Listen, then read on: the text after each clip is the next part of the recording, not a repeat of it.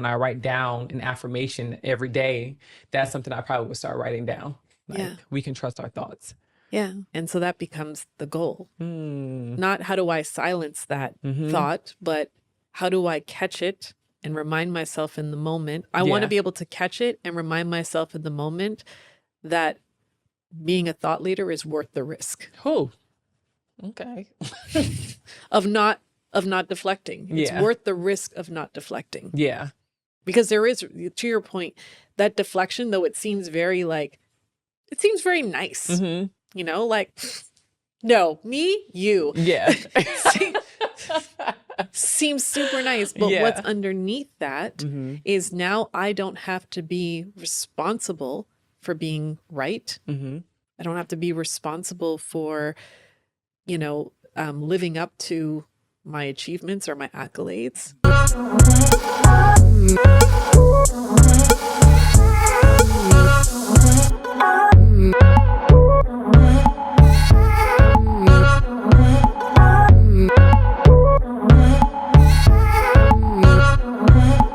What's up, you guys, and welcome back to another episode of Closet Therapy with your favorite professional closet organizer, declutter expert and scientist, Shaniece Jones. And today, y'all, the script is about to be flipped, but we're going to flip it back, if you know what I'm saying. Okay, so as you guys know, I already talked about like the messy middle. And so, yeah, your girl has notes because I'm not used to doing this. So we're going to rock together with this, okay? We live in a world where enough always feels one milestone away. Today's guest, one of my favorite people that also gets my life together. She is someone who has mastered the art of walking away from what looks good on paper to building a life that actually feels good. Lauren Morrison is an author, a certified executive and business coach, a leadership strategist, and honestly, one of the most disarming, truth-telling, laugh out loud, brilliant woman I know. She left a multiple six-figure corporate career, and not because she couldn't do it, but because she was done pretending, done performing, done shrinking. And now she coaches high achievers, founders, and leaders through the exact things she had to overcome herself. The belief that your worth is tied to your work. Right? So she helps people take up space in boardrooms, in business, in their own lives. And let me say this, beyond all the credentials, the author, the coach, the facilitator, Lauren is also West Indian. Okay, we're going to get there. We're going to talk about that because I'm also West Indian, which means she was raised on resilience, excellence, and the unspoken pressure, to go to school, make the money, all of the things, right? And somehow she's turned all of that into wisdom, into compassion, into the kind of honesty that pulls people out of their performance trap. I'm raising my hand because that's me. And today she's not just here to talk. She's here to coach me live. Ooh. And then I get my turn to flip the script and ask her questions. This episode is for anyone who has ever wondered, am I enough? So let's dive into it. Yes, because whoever asked that question? Nobody. No. Thank you so much for being here and I'm doing this. Loving this moment right now. Oh, I love it. She had no idea. I sent her no questions. I just asked her to be here. And I'm here. And she's here. Yeah. And so I was like, let's do a whole live coaching because the only way that people can see what happens in the messy middle or in their closet is if we're vulnerable, right? Transformation requires vulnerability. And I'm putting myself on the hot seat. Yes. To let them see what happens behind the closed doors when we're So we're going into your closet today. Yeah, and then we're going to go into yours. Right, okay. And so we're going to flip the script. Yeah. But yeah, I think just starting off, I like to start from the beginning, like give us the story, the journey of like where it all began. Like you're Canadian, like start from the beginning. Yeah. It was actually interesting because when you mentioned the fact that we're both of like Caribbean descent or Western, you associated that with like being raised on like excellence, like you got to go to school. And it was just like the thing that came up for me immediately was like not excellence. Mediocrity. And I say that in a way where it was not, mediocrity is not the right word, but it was like, it was a different version of excellence. Like excellent meant something different. Excellent meant you got a job And I'll tell you from now, I don't think my dad never knew what I did for a living, but he knew what my pension was. He knew what my pension was. He knew the company was like, you just got a great pension. That's what he knew, because that's what they prioritized, right? It's that not necessarily doing the thing that you love to do, but do the thing that you can do that's going to guarantee you some level of security and success, and like not let work and not let money consume you. Because, you know, growing up with my family, my dad had this really negative connotation around people who made money, people who were ambitious. If you were ambitious, then you were neglecting your family and your relationships. And that was something that was ingrained in me early on. So when we talk about like the journey, it was overcoming a lot of those narratives around how could I go after this.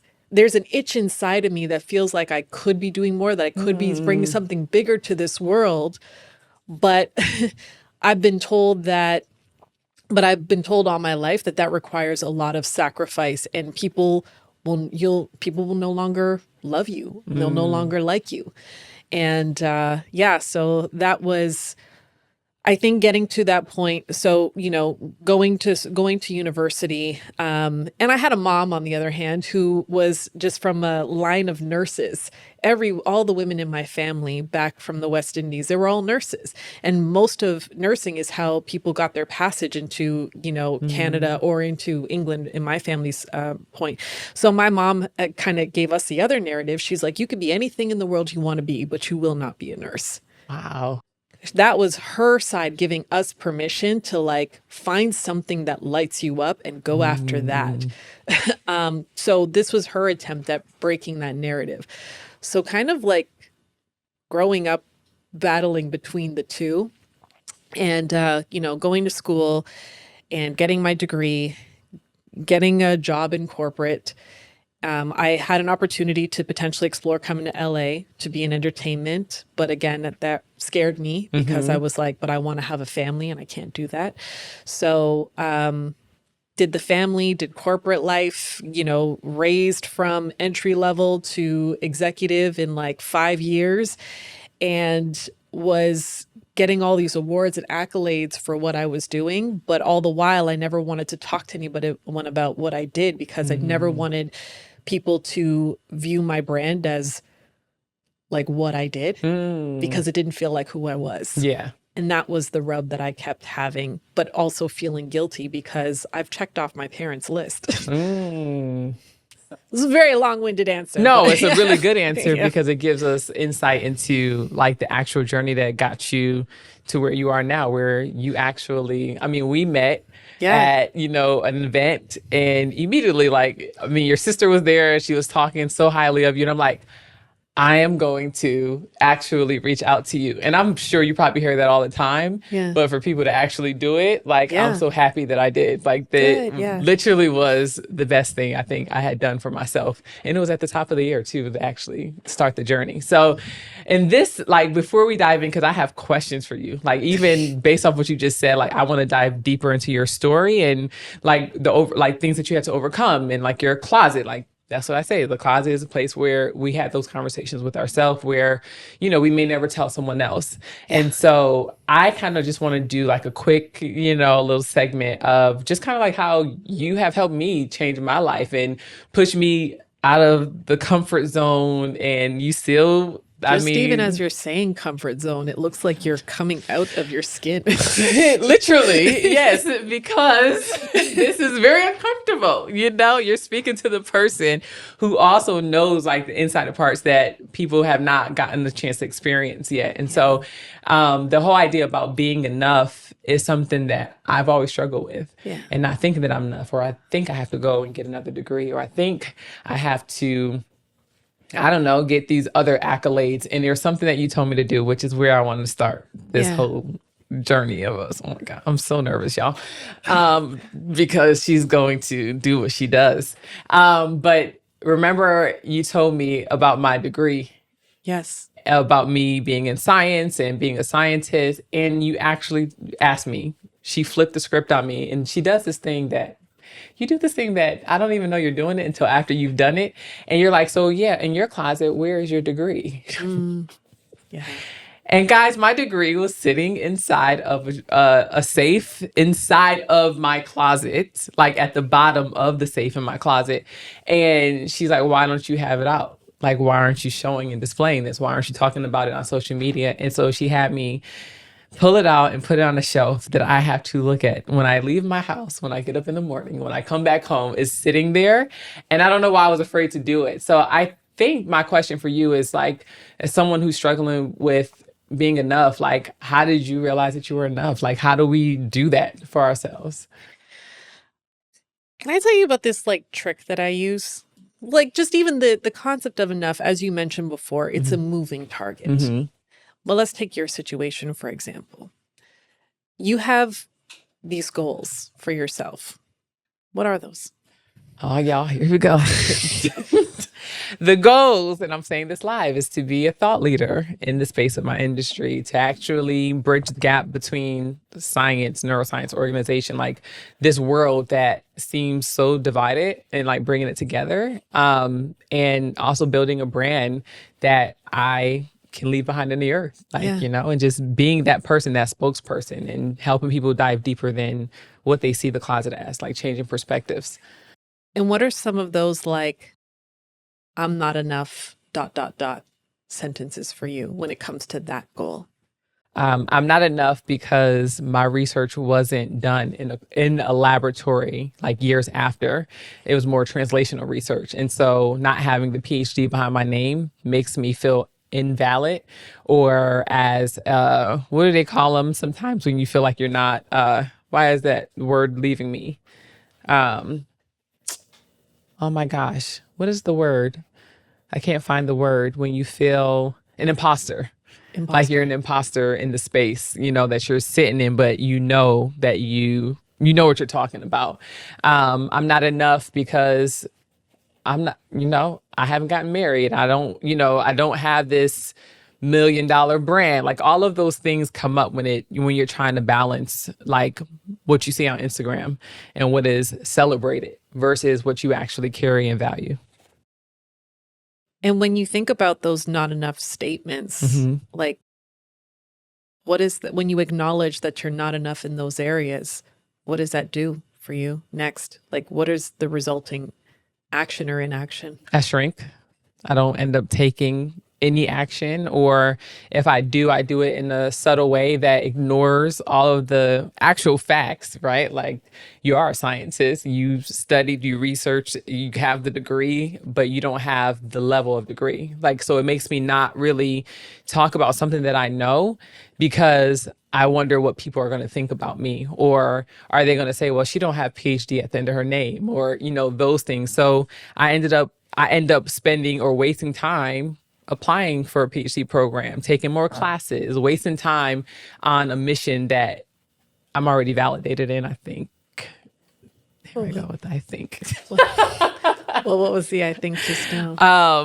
I think with me saying I'm validated in, it's almost as if I validated myself and immediately took it away in the moment, which, I do pretty often. Yeah. Well, why did you take it away? Because I asked myself, who am I to validate me? Like, I think that it has to be external validation versus the internal validation. So let's do this exercise. Okay. You're Shaniece. Yes. There's a woman named Sharonda. Okay. Let's run with it. She lives in a small town of Iowa. Yes. She actually has the same goals as you. Mm-hmm. She wants to be a thought leader. She has been organizing closets for her friends and family, started with herself. And she is passionate about what it can do for people. And she wants to talk about that on a bigger platform. Mm-hmm. The thing is, what comes up for Sharonda, was that her name? Yes. I knew I picked a hard name. Instead of Mary. Sharonda. Sharonda. What comes up for Sharonda How am I going to do this? I have 6 kids. Mm-hmm. How am I going to do this? I don't have any support. My network is in Iowa alone. Mm-hmm. I don't have any connections to media platforms. Mm-hmm. I don't even have my degree in science. Mm-hmm. I stopped short of getting my degree in science. Don't even have my undergrad yet. Mm-hmm. I had to leave because I got pregnant with children. But I have those same goals. Mm-hmm. And somewhere, Sharonda flips on the TV and sees you Mm-hmm. on the Jennifer Hudson show or wherever on this podcast and hears about all the things that you have. And what do you think that she would be saying about what she would do if she had what you had? She'd probably be like, if this girl don't even know what she's sitting on, if she doesn't go and like do the thing, like actually go and build the brand, like she has it all. She has what she needs. She has the background. She has the degree. She has the accolades. She has the people that have validated her in media and that actually understand what she's doing. And she actually created this lane that, well, I won't say it wasn't created, but like she created a lane and a path for someone else. How does that feel to even just say? Why do you do that? Well, when you put it back on me, it feels very like, is that me? Like, that's the thing. Versus if I was watching someone else, it's almost as I was reading someone else's story and like encouraging them on. It's weird because it almost feels like I took myself out of my body to like talk about this person that has those things that I have accomplished. And here, this is what happens every time we do this. What is going on? Okay. What is going on? I'm realizing that the things that I was worried about, not feeling like I'm not enough and I didn't have the things that I thought I needed, I actually do have. And I think that's the validation enough. I have to just embody it. So what shifted for you in that exercise? Taking myself out the equation. Mm-hmm. It's interesting because, again, to your point, and I think this is the talking about enoughness. Mm-hmm. We often tie our enoughness to things. Mm-hmm. And we postpone our confidence and we postpone our happiness until we've achieved that milestone. Yes. And that is the danger that we fall into, because what you just demonstrated is that even once you've achieved all of those things that Sharonda could only dream of achieving, Mm-hmm. what did you do? You moved the goalpost. The goalpost. And so when you think to yourself like, oh, well, happiness must mean like happiness and achieving goals, happiness and getting more credentials, happiness and getting more towards enough, those are the same things. Mm. And the truth of the matter is that happiness, if we're chasing happiness in that way, then we're just going to keep chasing it. Yeah. Because high achievers, if that were true, why do we have so many CEOs? Why do we have so many celebrities, so many people who have achieved their wildest dreams with severe mental health issues? Yeah. Right? Suicide rates, like that can't be 1 + 1 cannot equal 2. Mm-hmm. And the reason why we fall into that trap as high achievers is because we're constantly measuring ourselves against what we're not. The gap versus what you just did, which was acknowledging your existing success. Mm-hmm. So because of what you're not yet or what you don't have yet, you measured that as, well, I'm not successful yet. But from someone else's perspective outside of yourself, you were able to acknowledge, I have existing success that I can be expanding on. Yeah. And the key to happiness and confidence and enoughness is acknowledging that you're always going to have things that you're missing. There's always going to be a gap, but I have existing success. I have existing happiness. I have existing credibility.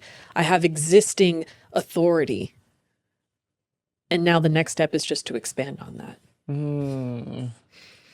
So even with that, what you, again, the trickery, no, the way that you just helped me see that, right? Like moving the goalpost for me, now that I understand, okay, like that person is me. I'm sitting in this. It's like the mindset shift for me is like, okay, how do I keep that memory and not worry about the voice? I mean, because honestly, if you step into the science world, people are going to be like, or I'm assuming, I'm not saying this is what people said, because I have scientists that are friends that like call me a scientist, even though they have their PhD. And I'm always like, no, like you've done more than I have done. It's like, I'm easy to, when I get, I don't want to say affirmation, but like when people do say things about me or compliment me, I tend to push it away immediately so fast. And I'm like, no, because you've done this, you've done that. How do I detach the idea of like these accolades and what people, because on the outside it's true, people look at those things and they say, they validate people or like they give them, and maybe, I don't know, this came to me. I'm like, maybe it's the seeking for the respect that I feel like I've never had or, but I know I have to find it for myself. And so how do I do that? How do you do which part? All of it. No, like just like the part of like silencing those voices that I'm like, oh, I'm assuming. I'm already making assumptions of what people in the science world may say when I have people in that world that are my friends that are, at universities telling me opposite. But it's still those like, I don't know where that stems from. It's still those voices that's like, no, but maybe you need to go get a degree. Like maybe you need to, like, your stuff what you're saying is not validated until you have the research in terms of like your name is attached to a research paper. Like, how do I stop that nagging voice so I can actually build the brand, like what I have? I think that what is the biggest misconception, and I don't know if it's a misconception or anything, but this notion, this goal of like silencing or stopping those voices. Because when we have a goal of silencing or stopping those voices, as soon as the voice hits, we already see ourselves as failures. Yeah. Immediately. And now it's not just about that voice, but it's like, why do you always do this, Shaniece? Like you're supposed to be better than this. Like you're supposed to not care what people think. You're supposed to be able to validate yourself. Because you had a goal of not having it at all. Yeah. Because you did have it, now you're a failure. Yeah.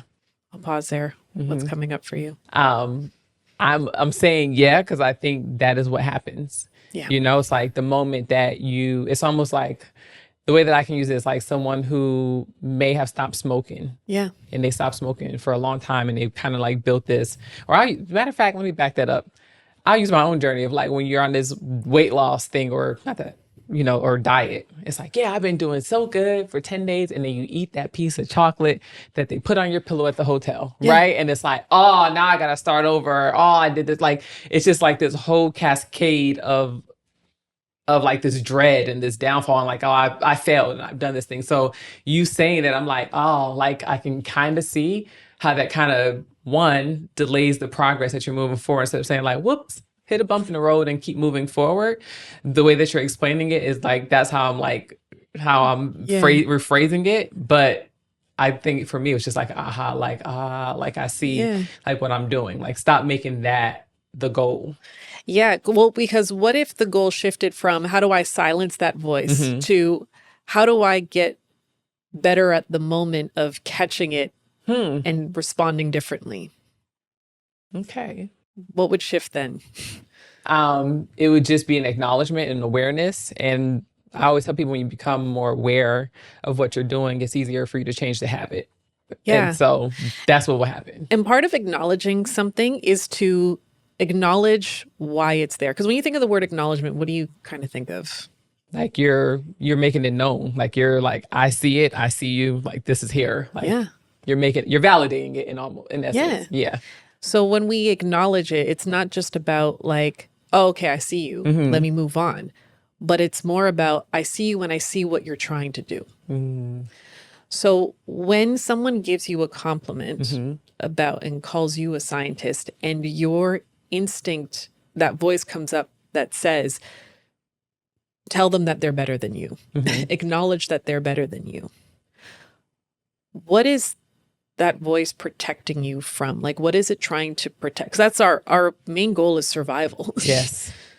So by putting someone else's achievements above yours in that moment, what do you think you might be protecting yourself from?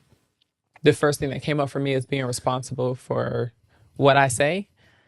And because if I'm putting their expertise above my own, it's like, well, they've already got, they got the research, they have all that stuff, and they're already leading in the space of like, whether they're a professor or they work in the industry. I'm putting them as, oh, well, I don't have to be responsible for what I say because I could just throw it back on them, or I don't have to.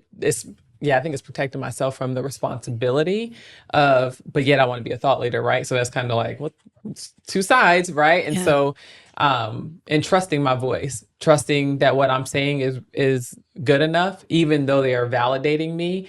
I'm still like, no, that's you. I'm taking the light off of myself. Like I tend to. And I think it kind of stems back. I think I told you about this when, I've been told in different places where it's like, you show up like you're the one speaking, or, you come to this event and everybody's gravitating towards you. And it's like, I know it's not people saying it in a bad way, but it's also me like, well, maybe I should dim my light. Maybe I shouldn't be myself, or maybe I should like kind of fade into the back. And so I tend to shrink and dim my light. I would say, like, we'll use that term in modern day, dim our lights, but like I'm throwing the back off on them. Like, don't put the shine on me. Nope, that's you. Like you're the expert, not me, and that's, I guess, a reflex. Well, you made that connection right there. I want to be a thought leader, and I want to protect myself from being in the light. The two can't go together. Well, there's a tension between the two. Could I be a thought leader behind words and just never speak? No. Yeah. Thought leaders who never speak, I've heard of them. But yeah. But I guess when you acknowledge that's what it's trying to do. So it's not about like, how do I stop that voice? But what would you say differently? How would you acknowledge that voice? And what would you say differently to it? Knowing now what it's trying to do. I'm picturing myself literally in my closet, like where my closet space is in the mirror. I probably would just speak back.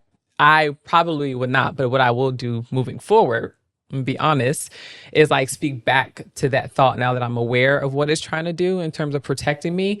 It's just like, no, we are going to be a thought leader. We're thought leaders and we can trust our thoughts. Like that is something I probably, even in, we do the 3x3s, but like even when I write down an affirmation every day, that's something I probably would start writing down.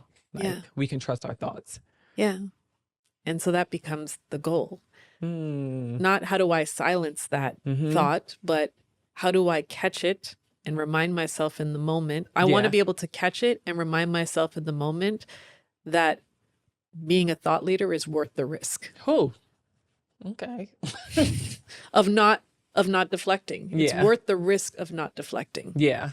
Because there is, to your point, that deflection, though it seems very nice. Like, no, me, you. Yeah. Seems super nice, but what's underneath that is now I don't have to be responsible for being right. I don't have to be responsible for, living up to my achievements or my accolades. And I can just automatically say, I put a disclaimer on everything that I say from here on out. Even as you're talking, what like started rising to the top for me was like even the idea, like when you said like I don't have to talk about my accolades, like thinking about going back to what we uncovered, like hiding my science degree. And so many people, it wasn't until I started going back into the lab last year when I was going back and forth between New York and LA, working in the lab, that people were like, you're a scientist? Like you, and I was like, yeah, like, you know, I never told people about what I did because most of the time, whether I was when I was a stylist, I started off as an assistant. So it's kind of like, you be quiet, like assistants are known, just be quiet, show up, shut up, do the job, you know? So like, don't talk about yourself. And I think that kind of has moved with me because then when I did open my mouth and then again, like I worked with a really high profile celebrity and their friends ended up gravitating towards me, even though I shrunk.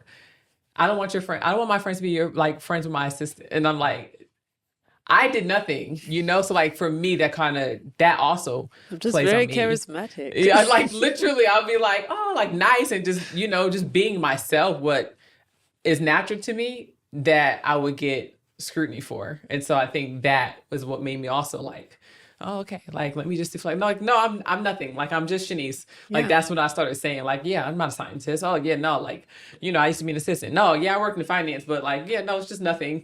Everything was always just this little, or like even when starting my business, I just do closets. Like I'm not big. Like everything, I try to make everything not a big deal. Yeah. So do you remember the threat that I gave you that made you take the thing out of the closet, take your degree out of the closet? You want to repeat it? Just tell the people what you said to me. I just want people to know. I just want y'all to know how she talks to me. Like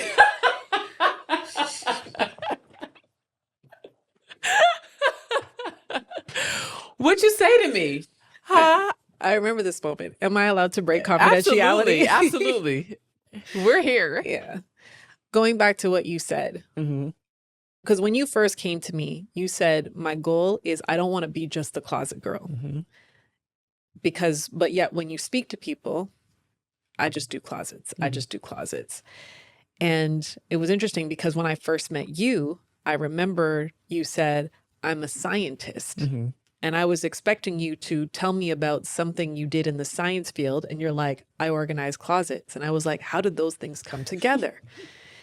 And you gave the whole explanation.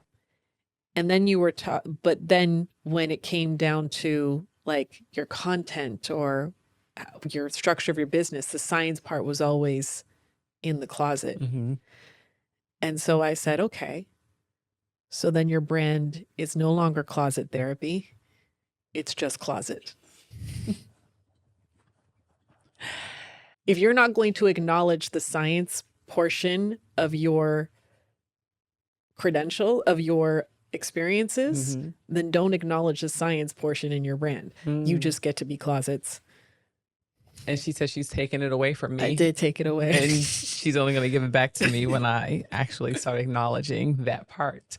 That's how she talks to me, guys. Just want you to know, when you hire, Miss Lauren Morrison, you're going to get the real talk. And that's what we're here for, though. So that is something, you said something to me too, and it was just like, well, you want to keep having a side hustle, you want to be a CEO. And it was like a little joke, because I was like, wait a minute, like, no, I want to run a business. Like, I don't want to continue this as a side hustle, but that also put me into action. Because then it's like that experience of taking yourself outside of yourself. Like, I don't feel like I'm enough for this, but when I see it from the outside, I want that.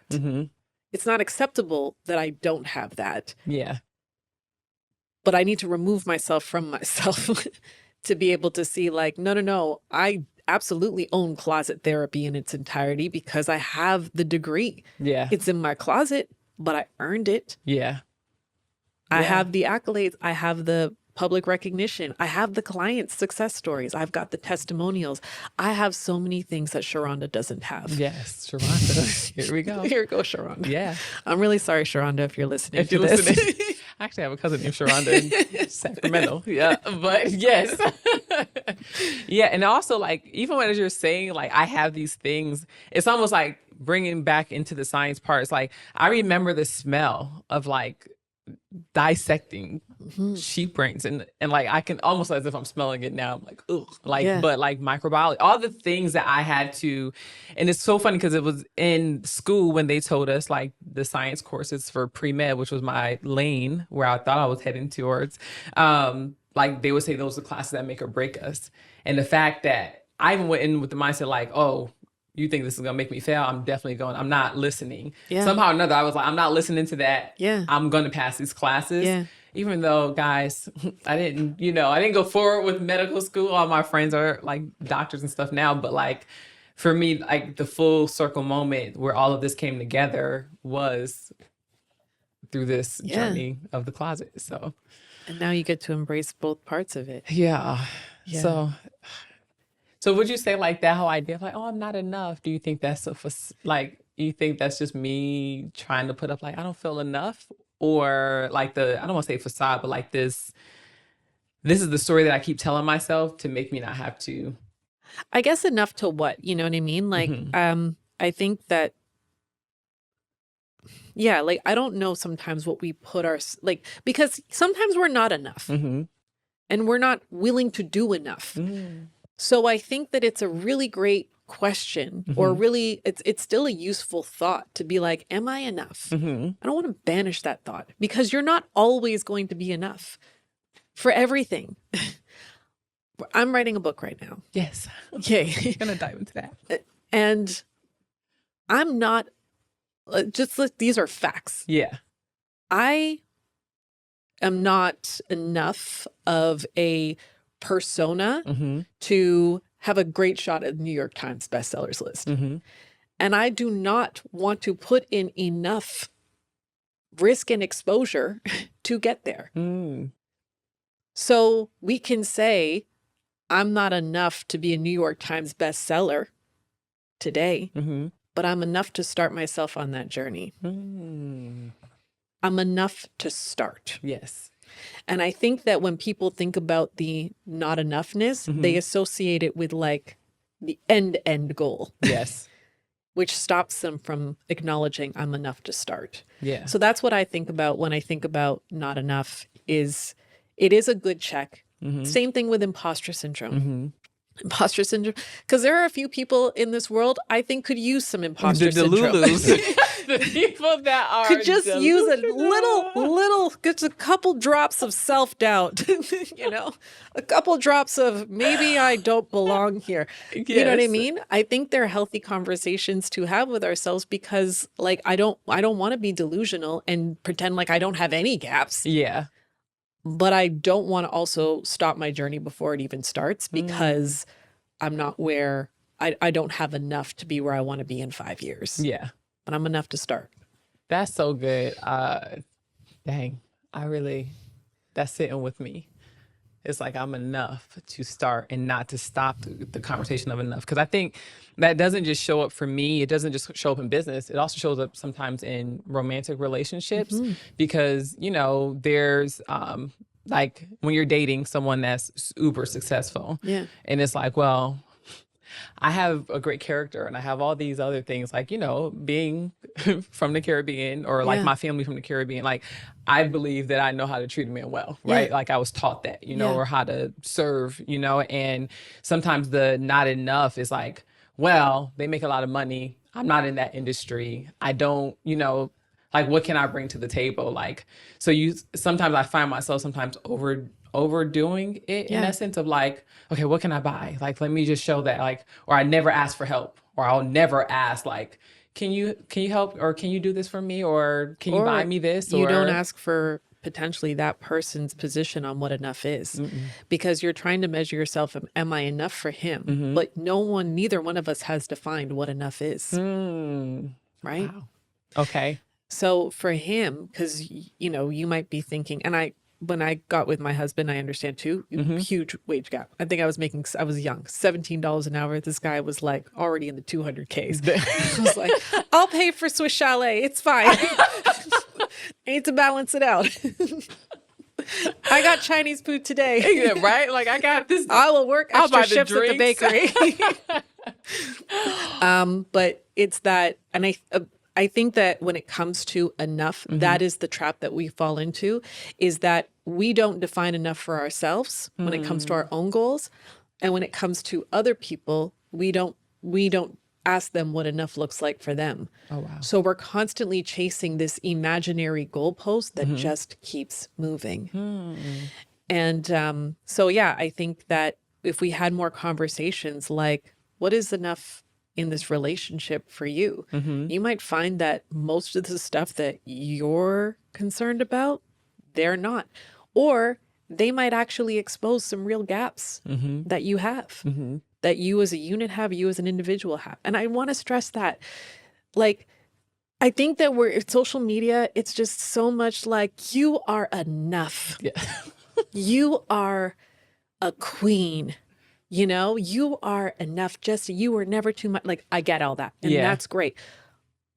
But let's acknowledge that we got to do some due diligence to see if there are actual gaps. Yeah, no, that's good. Yeah, I agree. Because I think even when it comes down to me overextending of like, oh, let me do this, let me do that. And we've had like, the conversations will sometimes be like, like, this is what I really care about. Like, I don't need someone to wash my clothes. I don't need someone to do this. It's nice when they do it, but like, it's more, I've learned it's more of like having peace of mind. Yeah. Which I think in my own thought process of like not being enough and like the conversations or like me trying to force something or like my idea of enough cannot cause the peace. So it's almost self-sabotaging and sabotaging what could be good. Yeah. And in hopes of like, well, I just want to be able to, my thing is always, I want to be able to contribute to the table because I grew up, my childhood, my mom was a single mom, even though I know and love my dad, and God rest my mom soul, but she would be like, you don't need a man for nothing.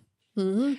Yes, and also, yes, and like we do. I started changing my language around that. Like, yeah, I do. I want a man, and I do need like I want a partner, right? Yeah. And so having that mindset, I don't need a man, will cause me to do stuff that is on my own. Even so much so, like sometimes, like I said, I don't ask for help. Like I'm like, but there are ways that I do receive help, and like. It makes me sometimes like, is this false? Because like, no, you can do it. You're brilliant. You're this, you're that. And it's like, why is that not enough? Yeah. Hearing that, like, and I still, because I have this measure, I guess, like you're telling me, it's all clicking now. Like, because I have this measure of what enough is.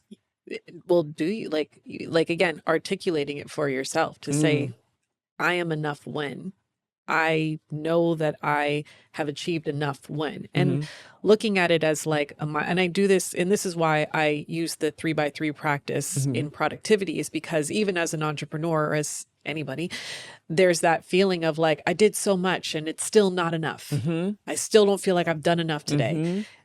So the day before, starting to define what would enough look like at the end of the day tomorrow? What 2 or 3 things would I need to accomplish to make me feel like I've moved the needle? I've done enough. Yeah. And it's not just, and when I implement that, it's not to say that after I've done all of that and I've clicked off my priorities and I've accomplished all the things that should make me feel accomplished, that voice doesn't creep up and be like, well, was it enough? At least there's something to counter it with, to be like, no. We defined what enough is. Yeah. We're done. Yeah. And it has been extremely helpful. It's like one of the things, like I love journaling, and like I journal. I tend to like to journal every day, but I don't always journal every day. But the 3x3s was easy enough for me, like that I've been doing it every day. And it has been extremely helpful to see, like, because I'll have a whole list, but like audacious goal, like just like, oh, I'm gonna do this, and then it never gets done because it's so huge. And you taught me that, like, by helping me, like, okay, what does everything want to do? We're gonna put it all. How do we break this down? How do we break this down again? It's like those things, like the 3x3s and the plan that you have helped me implement has been extremely helpful. And I think, because we're here. Yeah, and now we're actually here. That's crazy. We're a sticky note come to life. That's crazy. We are a sticky note come to life. Oh my God. Yes. I'm accepting the acknowledgement. Yes. Very uncomfortable. But yeah, so I think, you guys seen just a snippet, because listen, I want to save my other sessions privately, but you guys seen a snippet of like what actually happens. Lauren has been tremendous. Like, I don't even know the words to actually express how grateful I am. Like, just that encounter, Trail, who is my client and friend, that through that amazing event that allowed me to meet you, like, has been literally what has changed my life. And it was the scientist that I was working under, we call him a PI, a private investigator. He told me that that's like on his circle of people. Like, he has a life coach and a business coach, an executive coach, like, that makes sure, like, they're all of that. One person is all of that to him, but he's been doing it for years. He's like, I don't know what I would do without it. And now I understand, like, it's actually the most valuable thing. So now I get to flip the script. Thank you. I just wanted to acknowledge the acknowledgement. Get to flip the script. And so I kind of want to go back to the moment that you mentioned earlier, like your upbringing, like with It's just you and your sister, right? It's just me and my sister. Yeah. That's like really cool. Yeah. How would you say, like, because on one side we have the dad that's like, get you a pension, Yeah. like, and then your mom's like, go do something that you love to do, right? And for me, I feel like it was the opposite. My mom was, go get you a job that's gonna make you money. Then, like she was able to walk around. Hey, my daughter's in pre-med. She's gonna become an optometrist. That was the goal. And my dad would just be like, baby girl, whatever you want, like, and he's from the South. So it's like, obviously the two cultures or whatever, but like, how would you say like your mom influenced you and how would you say your dad influenced you, like to get to where you are now? Again, like that, my mom from the way of like giving permission to explore other things. And my dad from the sense of like, just, he's always like those voices stay with me. I don't lean to it to the extent that I normally do, where it's like, okay, well, fine. Well, let me just cut off my ambition so that I can make sure I'm present. But it's always kind of kept me in check. So it's like when you look at my life from the outside, my sister used to say this to me before because I was getting like promoted like every year. And she was like, I'm so confused. You don't even look like you work. And so from the outside looking in, she's like, what are you doing to get promoted? Because this doesn't look like what I think getting promoted in corporate looks like. And I think that, so from the outside looking in, you can look at my life and just be like, she seems to be doing things well in all areas. Yeah. I'm just going to own that. I do things well in all areas. Yeah, she cooks too. Look, and I cook. Here I go, back with the food. But I think that is a lot with my dad in terms of instilling that value system to say like, yes, those ambitions are important and make sure you just never forget. So I'm constantly like, my life isn't constant balance. There's intentional imbalance. But I always make sure that I come back to make sure that the people who love me feel loved by me. That's so good. Yeah. So how would you say like the moment that you decided to walk away from this career, what did that take on like internally? What was the self-talk in the closet, in the mirror, and the conversation? You know what it was? I'll say, because I talked about my mom and my dad, it was actually the biggest permission probably came from my sister. Because my sister and I grew up in the same home, but we took different paths. Yeah. Right? So I don't think she's worked for anybody since Pizza. I don't think so. Oh my God. Whereas I was, again, I always had a boss. I always had I was always doing like the more corporate structure. I was very entrepreneurial on the side. Yeah. But I always went to, I got my degree and did all that stuff. So there's a narrative that we kind of have that says that you can't be successful by living something that you feel passionate and purposeful of. So while I was working in corporate, in tech, I wasn't doing what I loved to do. I didn't care about what I was doing. But there was also this script of like, yeah, but that's what life is. That's what it's kind of supposed to be. This is how you become successful. You don't need to love what you do. You just need to do the thing really well. Yeah. And I always had this theory. I'm like, if I could be this good and get promoted so much in all of these rooms over something I don't care about, like if you gave me something that I was actually like into, I would be skyrocket out of this world. Yeah. And the reason I bring my sister forward is because I watched her struggle for a lot of years. And that struggle was validating to the way I was living my life. Yeah. Until she wasn't anymore. The script flipped. Until she started until her paycheck started like leapfrogging mine and, like her success was mounting. Yeah. So all of a sudden that story that I was telling myself that was keeping me where I was, doing what I could do, not what I wanted to do, in the name of success, I couldn't tell myself that story anymore because it wasn't true. Yeah. It wasn't true for her. Wow. So she gave me the example to challenge the story I had about what it took to live a full and successful life. And she created that example. She likes to say that she is a pioneer in the space of like sex and intimacy. Yeah. She, from my perspective, she is a pioneer in creating your own path. And she is a pioneer in being a voice in a space, in a room where people don't look like you, and surviving on the other end of a whole bunch of people saying, yeah, but you're not enough. Yeah. Wow. That's heavy. Okay. Didn't know we was going to go there. Yeah. That's actually great. I mean, for you to say that, even her being a pioneer for you, but in that moment when you gave in your resignation. Yeah. Wait, did you tell your husband first? Oh, well, Closet confessions. It was a very well thought out.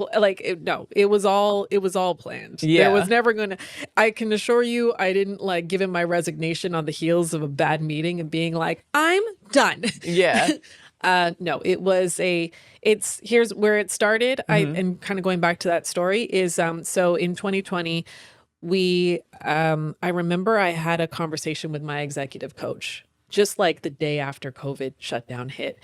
And I was like, I don't know, I don't feel like I'm getting anywhere with my networking. Like I'm just not finding a path here. And I brought up this thing at the end of the session where I was like, well, I don't know, I could just like go and, I want to be in media again because that's where my background is. So my sister is trying to grow her media business. Maybe instead of waiting for this company to open up a spot for me in media, I just go to LA and work with her. And he's like, first of all, I'm so mad at you for bringing that up 2 minutes before our session's done. And second of all, I'm going to take my coach hat off for a second. I'm going to say, you should do that. And then I didn't talk to him for 2 years because that scared me. Terrified me.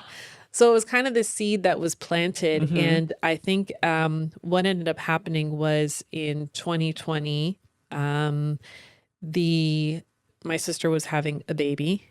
And I came to LA to host her baby shower for her. And when I was in that room amongst a collection of and I'm in Canada, in the telco business of all white men. Yeah.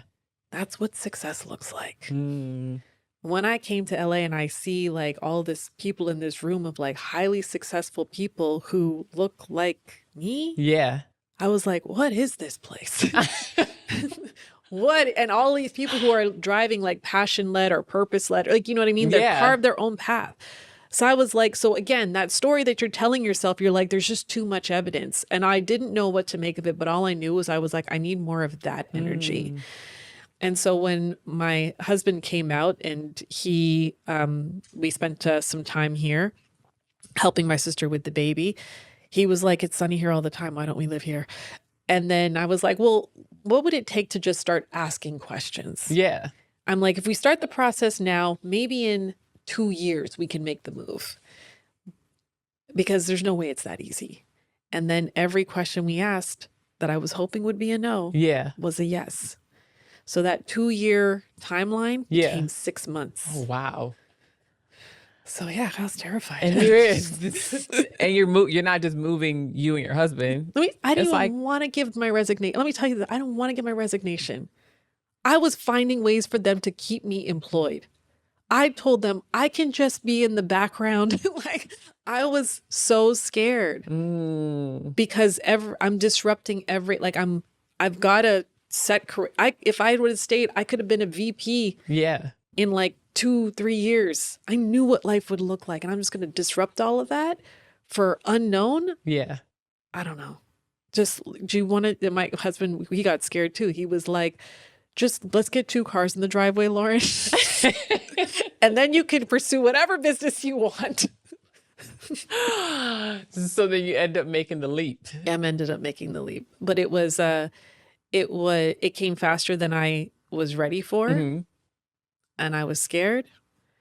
And I redecorated the kids' rooms because just in case we're staying here. I was, terrified and stayed terrified for about a year after I left. Oh, wow. Yeah. Talk about the messy middle. Yeah, right. That part in itself. How did you coach yourself once you got here? Because at this point, you've put down this career, and then you're here in the city that thankfully your sister's here, right? And so you have this an extension of a community, right? Already. But like, how did you actually just find the courage to put yourself out there beyond the tech space? How did you coach yourself? I didn't coach myself. That's important to know. Coaches The need coach, coaches. the coach got a coach. Coach got a coach. Coaches need coaches. Yeah. Because we all have our blind spots, and we're very good at I'm very good at letting myself off the hook and rationalizing it because I know what I'm talking about. Yeah. Right. But yeah, so having a coach during that transition of being in that times of despair in the messy middle was really helpful. And in those moments of like despair and darkness, because I came out here, worked with my sister, it did not go well. We did not. Who saw that coming? But it didn't end up working out. And so it was again like, well, maybe you could just do it at a lesser capacity. And I got to a point where I was just like, I came out here to bet on myself. That's what I'm going to do. So, but in those moments of despair, I would almost just be like, I would connect myself to this thought that there's a version of me that exists a year from now. And that version of me has figured out all of this immigration paperwork. She's got a more established business. She's better at coaching. She's got a fuller clientele list. Like, she's figured all this stuff out. She has happier kids. There's a version of you that exists with all those things. And Shaniece, let me tell you, every day when I don't feel like enough, I'm so grateful to be her at least. Oh, well, jeez. I want to steal that. Yeah, please. I like that. I think it's very... Like, I'm grateful to be who I am in that moment, at least. Yeah, because there was a moment I would have given anything to be me. Here. I'd given anything to be her. Wow. So you mentioned blind spots. What was one of your blind spots? Playing small. It's so sneaky. Yeah. You don't even catch how which is why I needed a coach. I couldn't see all the ways that I was playing myself small. Even writing this book about, it's funny, like, you think you're doing all the things, and yet still there's that inner narrative that says, the narrative that I typically have, I'm an older sister. I'm a support. I'm a support. I'm not a spotlight. I'm a support. I'm great at spotlight. Yeah. But I gravitate to support. And it was always like, and especially when I came out here, it was always like support, support, support. And I think that one of the ways that was the narrative that I continuously need to overcome, that if I step away from being support for someone else, they will become less successful. And I shouldn't have more success than them. Yeah. That narrative, like, when I found that commitment that I had to ensuring someone else's success at the cost of my own goals and dreams, it was like, ugh, vomit.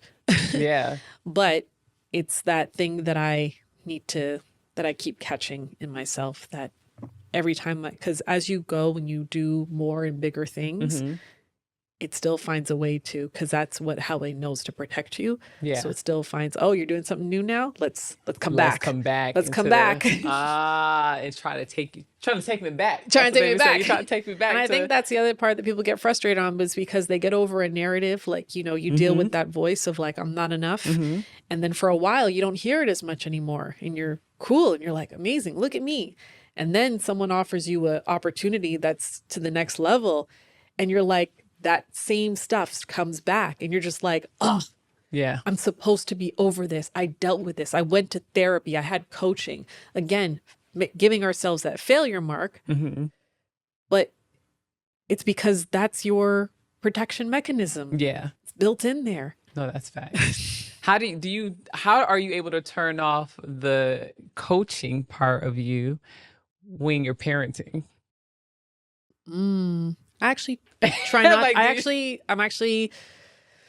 It's been a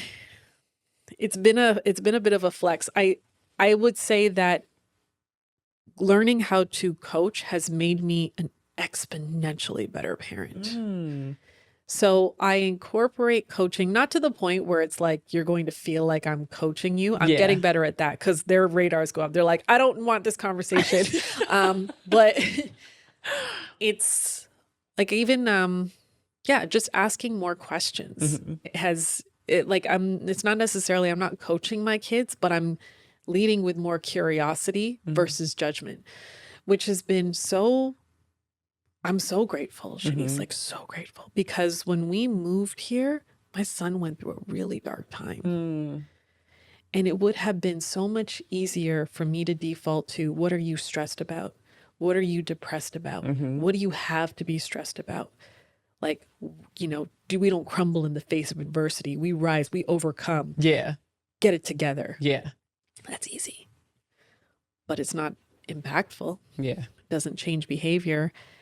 And because my son and my daughter have had me to listen and to get curious and to ask questions before judgment and to better understand, like learn more emotional intelligence, they've actually come to me and told me that they've I don't know how to say this, the impact that they've had even on their friends. Like they're on the ground of kids being suicidal. Yeah. And they can't go to talk to their parents. They're scared to do that. So they talk to their peers. And how powerful is it when you have that one peer there who actually understands the value of listening, asking curious questions, helping you to name your emotions, giving you that space because they learned that. Just by talking to their mom.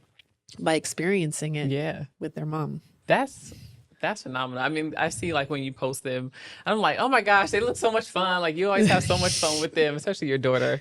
Sarah's like really like, I'm like, if I was younger, you would be my friend. She believes you.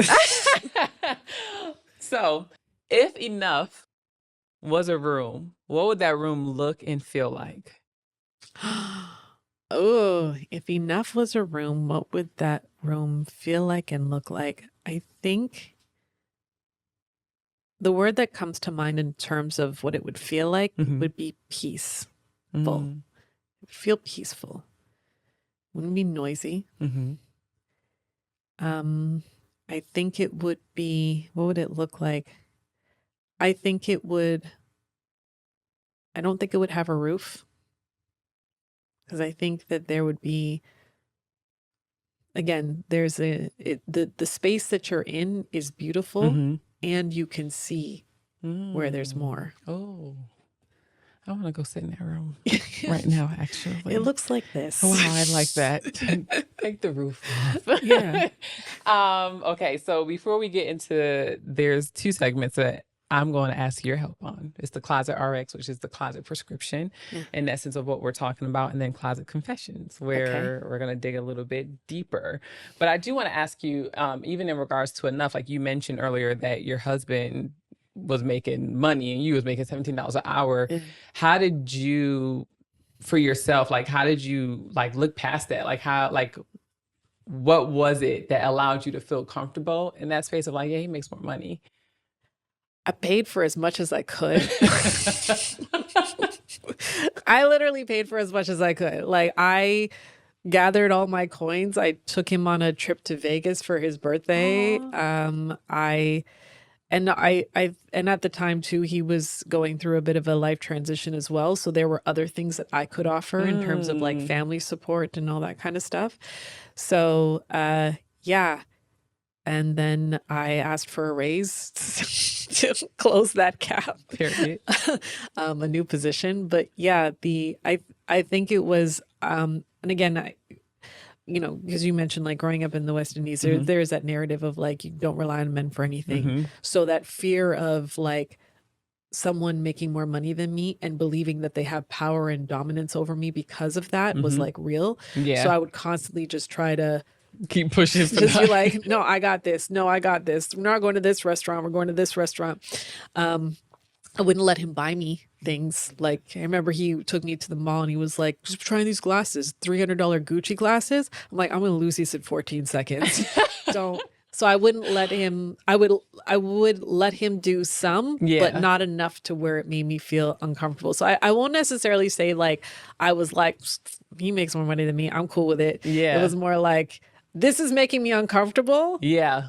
But so I'm going to keep on trying to figure out ways that Yes. but kind of to that point where the things that I was worried about, he wasn't worried about. So it was less about, I knew that I was enough for him. Yeah. I just didn't feel like I was enough to make me feel safe in the relationship yet. Yet. So there was something in you. Like, who did you have to become as a person, as a woman? Yeah. Like, even that yet, right? Like, it's like, who did you become? I became a mom real quick. I'm not making money, but I do have a uterus. That is Yeah. funny.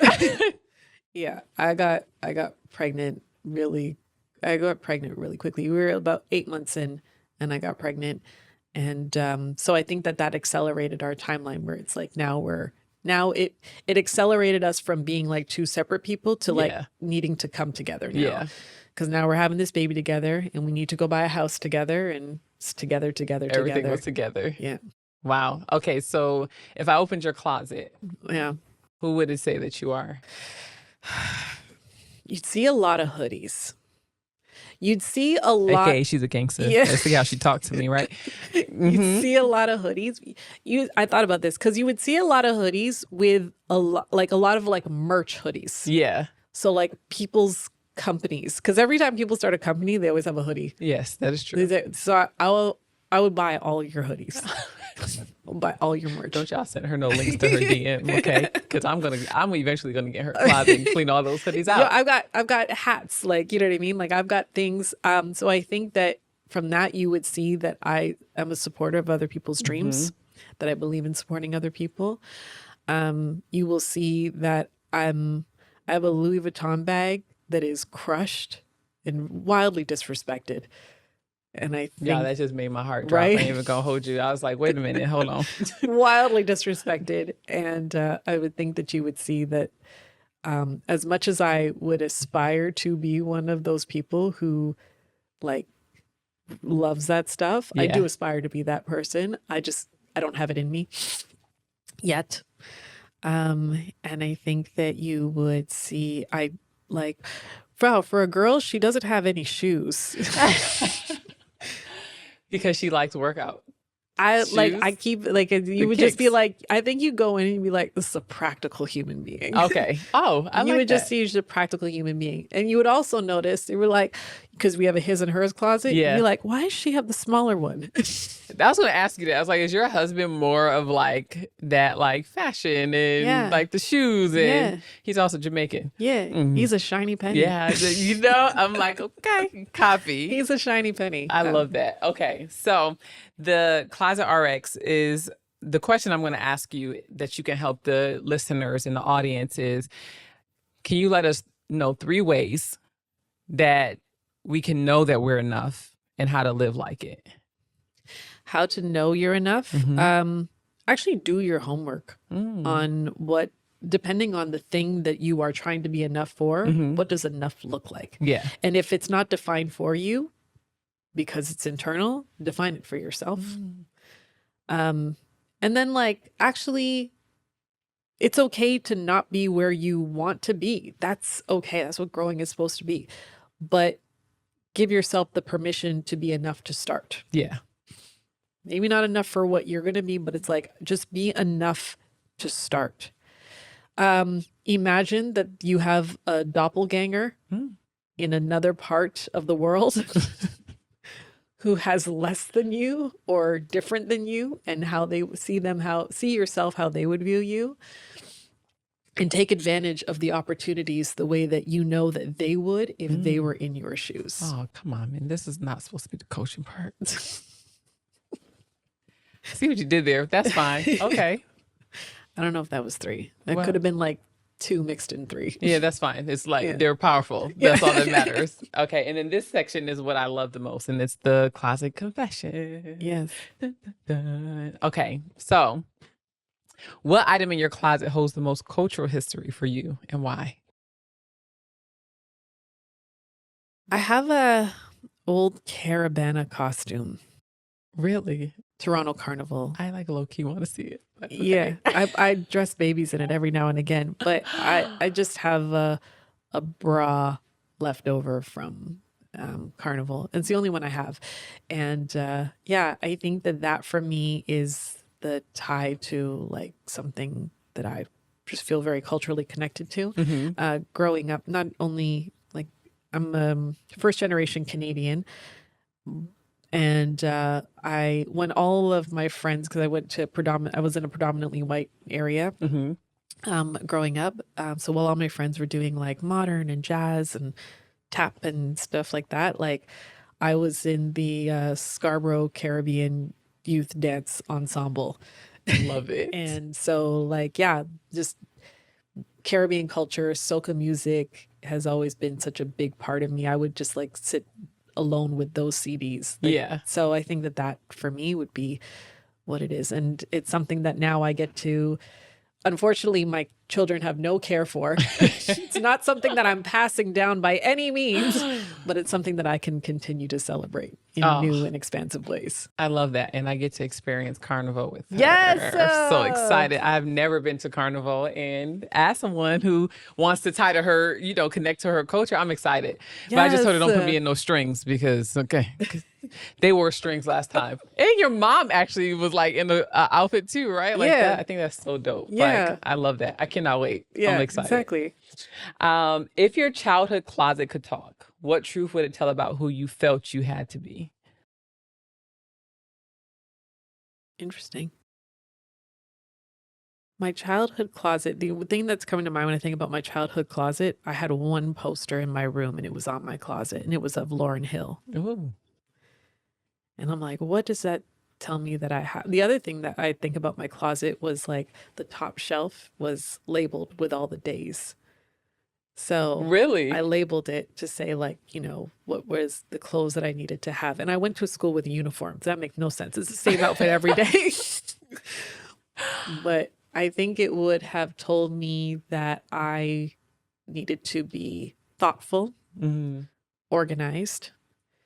And when I think about the Lauryn Hill poster, I think about authenticity because when all your friends are hanging up posters of like Tupac and who are the other like boy groups? Backstreet Boys. Backstreet Boys. I mean, for me, it was B2K, which I was a fan of. Christian Slater was big back then. Yeah, immature. Like I didn't want any of that. Yeah. I loved Lauryn Hill and it was like, no, I only want one poster. Yeah. And it just was this claiming of authenticity, like y'all do what you're doing. Yeah. It's just Lauren for me. It was your stamp on the wall. Yeah. Like, this is who I am. Yeah. Okay. And then the last question, actually lies. I want to ask you 2 questions. What's something in your closet that makes you feel the most quote unquote enough the moment you put it on?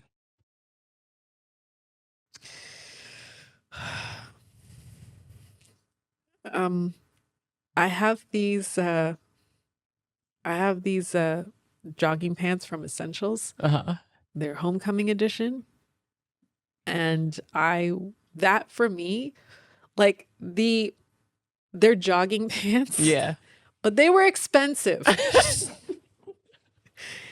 And the transition for me of like investing money in kick around the house clothes, sweatpants, because because I wear them regularly, like I use them regularly. They don't like pill under my skin and agitate me, and it's like all of those or show things. up on the floor when you take them off. Exactly. You don't like to look exactly. Like, because that's what I would always do. What I would always be like, oh, it's just for in the house, so I'm not going to spend money. I was just for in that, like, I'm not going to spend money. I'm not going to spend money. I'm Yeah. not going to spend money. That was like, nah, I'm going to spend money. And so every time I put those pants on, that's what's underneath every time under my blazer, whatever. And when I'm doing coaching calls, Yeah. there's that sense of like, I can be whatever up here. Down here doesn't need to be anything beautiful or fancy, but it needs to feel comfortable. It needs to be expensive. And it needs to be like, you invested in yourself. You invested in yourself. You're enough. That's like I'm like, that's the feeling. You of invested enough. in yourself. I love that. That's actually hilarious. What's one, okay, so this is the thing. What is one, and you may want to answer or not, but what's one thing that you never told your parents you did behind their back that you will feel okay telling them now? What did I do behind their back? I feel like they know the worst stuff. The only thing that comes to mind is, hey, Dad, whatever number I gave you when you asked me how much it costs, know that the number is exponentially higher than what I tell you. That's the only thing I can think of. I don't tell you how much stuff really costs. Period. Look, I don't tell you the truth all the time. I don't It's tell not you. conducive to your mental It's health. just better for us if you think I'm not spending money like that. That part. It goes back to who your dad was growing Yeah, up, right? yeah. So it makes sense. Yeah. Well, that brings us to the end of our episode.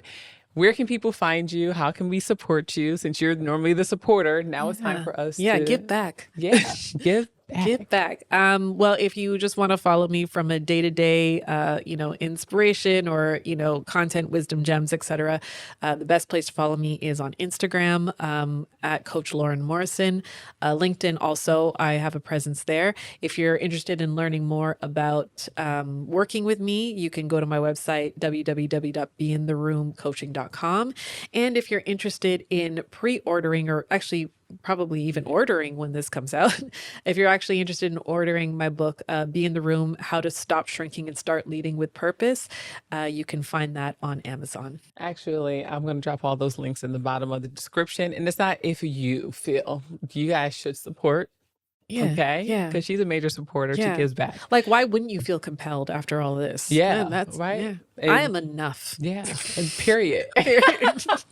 Thank you so much. This was good. And as you guys know, if you are not subscribed to the channel, hit that subscribe button. And if you know someone who's been feeling like they're not enough, share this episode with them. Also share Lauren's website. I mean, I'm sure she'll give you a free 15 minutes of her It's time. 90, actually. It's 90. That was what I had the first time. Yeah. Wow, I didn't even and it just made me go, yeah, whatever you say. Yeah, I'm here. That's so why it's 90. 90. Well, guys, you heard here first. You need to hop on that. It's literally life and game changing. But until our next episode, thank you for joining us.